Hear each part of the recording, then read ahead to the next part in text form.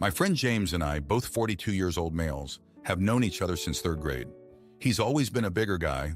I've always been a bit leaner until recently. In our late 30s, I put on about 40 pounds to now be around 270.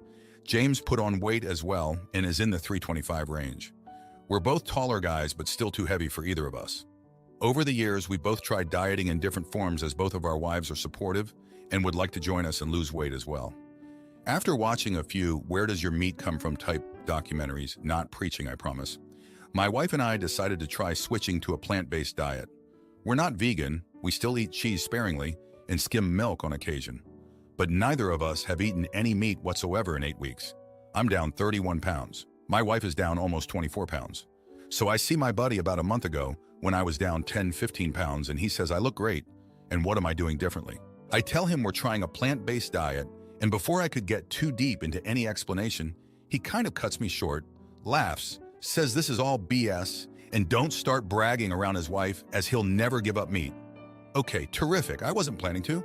And also you asked me, I didn't even bring it up right now, but we leave it there. Last night we were all at another friend's house for dinner and drinks, and our host mentions my wife and I look terrific, and my wife brings up what we're doing.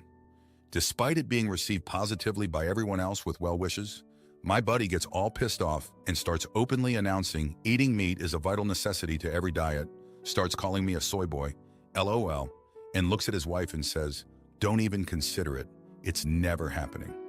He tells everyone the only reason we're losing weight is because we're clearly starving ourselves and anyone could get the same results on any diet doing the same, to which my reply was, we've tried other diets without results, you know this. Maybe if you pulled your head out of your ace for a minute, you'd see I'm not trying to recruit you for anything, and your facts are wrong. There are entire regions of the world that don't eat meat, dairy, and are much healthier than Americans as a whole. But by all means, keep on the heavy carb red meat diet and let us all know when you hit 400. This was a frustrating event because I don't initiate this conversation with anyone for fear of exactly this happening. Eating meat or not eating meat triggers something in people. Regardless, my friend went to the bathroom and a couple of minutes later excused himself and he and his wife left. The dinner was fine after. The other couples all felt like he attacked us unprovoked, but he's a longtime friend. I'm 100% confident our friendship will survive this, but I still need to know if I apologize for my half of the incident, regardless of what was said in his half. Was I the AH for how I handled it? ETA. Some people are hesitant about posting regarding food or diets.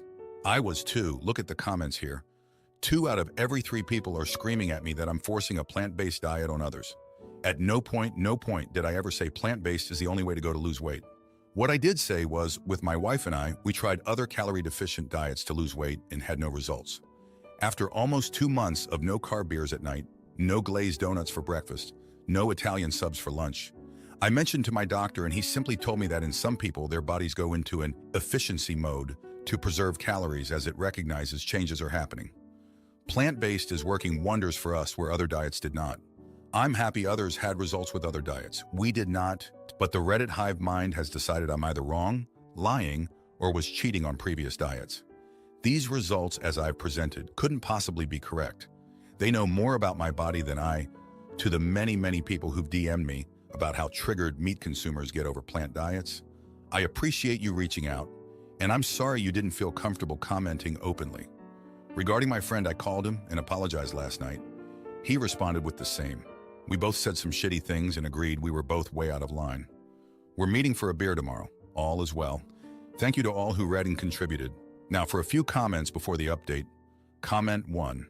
I'm a guy who lost 100 or pounds, and I can tell you that I got a wide range of responses. In general, people told me how great I looked and were incredibly positive. The only people who weren't were other overweight friends of mine who never lost an opportunity to make a negative comment. Usually it was along the lines of you'll gain it all back or something like that. At a certain point, I realized that weight loss takes a lot of effort and discipline and real lifestyle changes, and that people who are looking for an easy fix are not going to get the results they want. Mixing in a salad once a week is not going to cut it. It requires many hours of exercise and a completely different relationship with food. The people who were making negative comments had all tried to lose weight in the past and failed and just weren't convinced that it was possible for them. Comment 2. Not the idiot. When I went plant-based, I lost an entire Backstreet Boy. I am not vegetarian. I do eat poultry at times, but no red meat and limited dairy. I do not go to the gym, but I do walk and hike with my dogs every day. The best part has been how easy it has been to keep it off, whereas with other weight loss attempts I eventually regained. I firmly believe it's the sugar. Eating primarily plant-based, eliminated processed and sugary foods right off the bat. And I'll be honest, the first month was rough. Sugar addiction is real. But once you get over the hump and realize how good you can feel, you don't know what you don't know, it becomes second nature. Now, for the update, thanks for tuning in again. So things took a turn since I last updated you. Remember how James and I had that blow up over the whole plant-based diet thing? Well, it didn't just end with an apology and a beer. It got worse, much worse. A week after our makeup, James's wife, let's call her Sarah, reached out to my wife in secret. She confessed she was worried about James's health and was impressed by our weight loss. She wanted to try the plant-based diet but was scared of James's reaction. My wife, being the supportive friend she is, offered to help her with meal plans and recipes. Sarah started the diet without telling James. She was sneaking veggies into his meals, making meatless dinners, and he didn't even notice, or so we thought. She lost 10 pounds in 2 weeks, and that's when the bomb dropped. James found a stash of plant-based cookbooks and confronted Sarah. He was furious, feeling betrayed and lied to. He stormed over to our place, accusing us of meddling in his marriage, saying we'd turned his wife against him. I tried to calm him down, but he wouldn't have it. He left, slamming the door so hard a picture frame fell and shattered. The next day I found out James had been let go from his job. The stress of everything must have been too much, and his performance had tanked. He blamed us, said our diet crusade had cost him his job. It was a mess. Sarah was now caught between improving her health and her crumbling marriage. She chose her marriage. She stopped the plant-based diet and went back to their old eating habits. It was heartbreaking to watch, especially since she had been doing so well. But meanwhile, my wife and I were dealing with our own issues. The tension with James put a strain on our relationship. We argued about whether we should have gotten involved or if we were too pushy with our lifestyle. It was a rough patch, to say the least. Then the worst happened. James had a health scare, a minor heart attack. It was a wake-up call for everyone. He survived, thank God, but it was a close call. The doctors said he needed to make serious changes, or next time he might not be so lucky. James finally came around to the idea of changing his diet, but the damage was done. Sarah was resentful, feeling like she'd been forced to choose between her health and her husband, and now she was back to square one. My wife and I felt guilty, wondering if we could have handled things differently. In the end, James and Sarah started the plant-based diet together, but their relationship was strained. They're working on it, but it's going to be a long road to recovery, both physically and emotionally. As for my wife and I, we're still plant-based and healthier than ever, but the joy of our success is tainted by the fallout with our friends. We learned the hard way that sometimes trying to help can backfire, and the consequences can be severe. Thanks for reading. My ex-wife denied my kids the chance to say goodbye to their grandfather. So I fought back and won more custody time. Long-time lurker reader, first-time poster. Throwaway account, I, 41-year-old male, have 2 kids, 14-year-old male and 16-year-old female, with my ex, Tammy, 37-year-old female. And according to the divorce decree, neither one of us can take the kids out of state without prior written consent from the other. This was fine for the most part, as neither Tammy nor I had any desire to go through any more hassle of co-parenting than we already do. However, my father recently passed away. It wasn't a shock because he was sick for a long time, so while I was sad he was gone, I was also relieved he wasn't suffering anymore. About 50 years ago, my father came to America, got an education, and made something of himself, but always missed his home country. When it was determined that there was nothing more that could be done for him, my father wanted to spend his last year in his home country. My sister happily obliged my father's wishes and quit her job to go with him and help with his care. My brother, other sister, and I also took at least one trip over to see him. Then the holidays came around and my father really wanted to see all of his grandchildren together one last time. My brother and other sister were able to bring their kids over, but when I brought this up to Tammy 3 months ago, she said she'd think about it. I gave her as much time as I could, but flights overseas during the holidays were expensive. So when I asked her again, Tammy said she needed more time. I asked how much more time did she need, and that led to a fight, and Tammy ended up saying she wouldn't agree. She also got to my kids and said that they didn't want to go either, citing that they didn't speak the language and how they shouldn't have to be inconvenienced just because their grandfather decided to leave the country. I was upset, but let it go, and I could tell my dad was a little hurt that the kids didn't come. He tried to video chat them twice, but got no response. We had one final dinner together where my dad made a speech about how grateful he was for his family and discussed his will. Aside from my sister who took care of him, the majority of his financial estate would go to his grandkids, and he would be leaving the rest of us sentimental things, which we were all cool with. He passed a few weeks later, and at the reading of the will, my brother and other sister's kids got a decent-sized trust fund, whereas my kids weren't mentioned at all. I did bring this up once, and my sister said our dad was really hurt that he wasn't worth a video call in his final moments, and only opted to leave them sentimental items.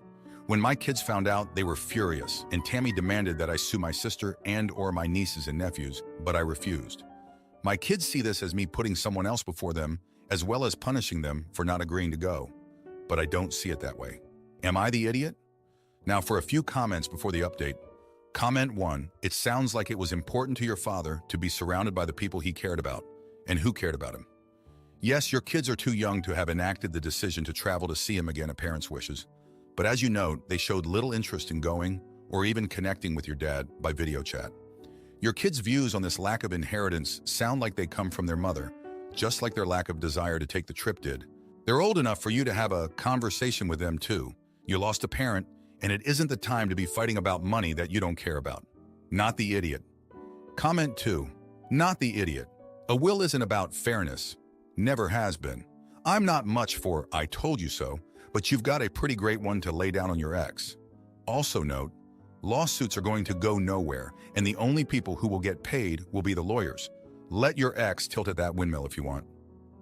Now for the update, thanks for the support on my last post. So after the whole mess with the will, things just spiraled. My kids were still mad, and Tammy was on a warpath. She started bad-mouthing my family to anyone who would listen, saying they were punishing the kids for her decision. It was a mess, and I was stuck in the middle, trying to keep the peace. Then out of nowhere, my brother calls me. He's found some old letters from my dad, stuff he wrote when he first came to America. They were full of hope and love for his new home, but also a lot of loneliness. My brother thought it might help the kids understand where our dad was coming from, why it was so important for him to go back to his home country in his last days. I decided to show the letters to my kids. My son, he's a bit like me, more on the quiet side. He read them and didn't say much. But my daughter, she's got a fire in her, and she got really quiet after reading them. That's how I knew they hit her hard. A few days later, my daughter comes to me and says she wants to talk to my sister, the one who took care of our dad. I was surprised, but I set it up. They talked for hours. Turns out my sister had a lot to say about those last months with our dad, how much he missed the kids, how he'd watch old videos of them over and over. After that talk, my daughter did something I never expected. She went to Tammy and told her she was wrong for keeping them from seeing our dad. They had a huge fight, and my daughter ended up staying with me for a while. My son, he's still torn, but he's starting to come around too, asking more about our dad's life. But just when I thought we might be getting to a better place, Tammy pulls a fast one. She files for full custody, saying I'm poisoning the kids against her. It was a low blow, and it hit me hard. I had to get a lawyer, go to court, the whole 9 yards. The court day was tense. Tammy was there with her lawyer, all business. I had my kids with me, and they were a mess, not sure what to think. The judge listened to both sides, asked the kids what they wanted. My daughter, she stood up and said she wanted to stay with me, that she didn't like what her mom had done. My son, he was quieter, but he said he wanted to split his time between us. The judge ended up ruling in favor of shared custody, but with more time at my place. Tammy was furious, said I'd turn the kids against her. But that wasn't true. They just saw things for what they were. After the court, things calmed down a bit. My kids started asking more about our dad, about his home country. They even started learning the language, said they wanted to visit one day, see where their grandpa grew up. And me, I'm just trying to be there for them, help them through this. It's not easy, but we're getting by one day at a time. Thanks for reading. My half-brother took advantage of my help and spread lies about me. So I cut him off and showed him what losing family really feels like. My 36-year-old half-brother, Sean, has a long history of drinking in excess. He got his act together for a while after his daughter, who was 5 years old, was born. But after he broke up with her mother, his drinking became more out of control than ever. He lost his job, his license, custody, and eventually his home. I tried to help him by getting him health insurance and bringing him to a detox center. When he left detox, I helped him with his supervised visitations with his daughter and gave him a list with all kinds of resources to help him maintain his sobriety. Unfortunately, he did not take advantage of any of them, and he lost his visitation privileges shortly thereafter. I then got him into a 90-day rehab facility and told him that was the last time I was going to help him. He still had his list of resources for when he got out. Apparently, he checked himself out after less than 30 days and promptly showed up at his child's mother's house and demanded to see his daughter. She refused, so he decided to drink a fifth of vodka and drive, literally like that Eminem song Stan, with no license, no insurance, an expired inspection sticker, and then attempted to resist arrest when he, of course, got pulled over. He called me from jail the other day and asked me to bail him out, let him stay with me, and help him set up visitation with his daughter again at my house. I told him I'm not doing any of the above and not to call me again until he starts doing right by himself and his daughter. My husband supports me 100% and says that if I did help him, I'd just be enabling him. But Sean's mother called me sobbing and said that it's not being able to see his daughter that is causing him to make such poor life choices, and begged me to reconsider. I told her that I'm sorry, but I don't see it that way. He lost the right to see his daughter because he was already making poor life choices. She said that she never knew me to be so heartless and hung up on me. Am I the idiot? ETA to answer some of the questions in the comments. I am also a recovering alcoholic. I tried to demonstrate to him how much my life has improved in the years since I quit drinking, but he mostly just made excuses about how it was so much easier for me. It wasn't, except that I managed to get my act together before I ended up losing everything and everyone. It was and is still one of the hardest things I have ever done. His mother is disabled and on a fixed income, so she really can't help him much. She actually spent what little savings she had on the rehab place I got him into. My husband and I agreed that we would not pay for anything for him, and we haven't. His mom and stepdad let me stay with them a lot when I was in active addiction, so I think she feels that I owe her this, but I really cannot put my own family through this. Now, for a few comments before the update. Comment 1. You are not the jerk, NTA, for not doing what his own mother refuses to do for him. He has made his bed and has refused to take any responsibility for himself. Rehab has a very low success rate if the individual doesn't really want to try or is forced to do it. Sean's mother is delusional.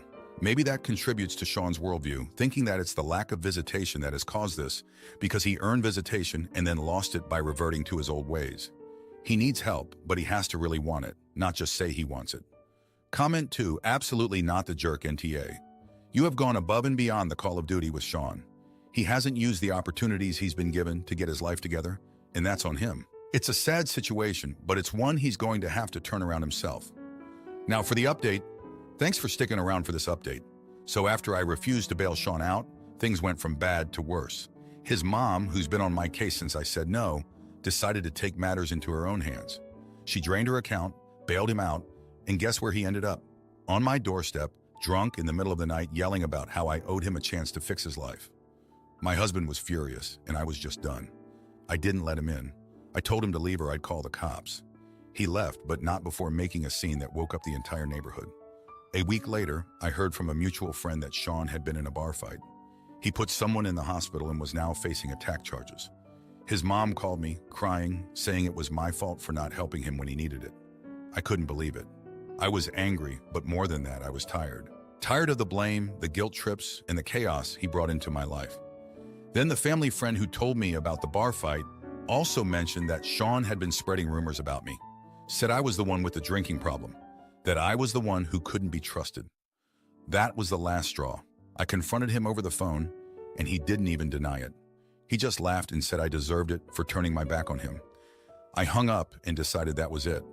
I blocked his number, told his mom I couldn't be part of this anymore, and asked her to respect my decision. It's been quiet since then. No late-night disturbances, no calls from his mom. My husband and I have been able to breathe again. But I won't lie, it's hard. I keep thinking about what could happen to Sean, but I also remember that I can't set myself on fire to keep him warm. Thanks for reading. If you like this video, you'll probably like these too. Also, while you're here, please consider subscribing. It's your support that keeps this channel alive and allows me to make better and longer videos. Have a great day!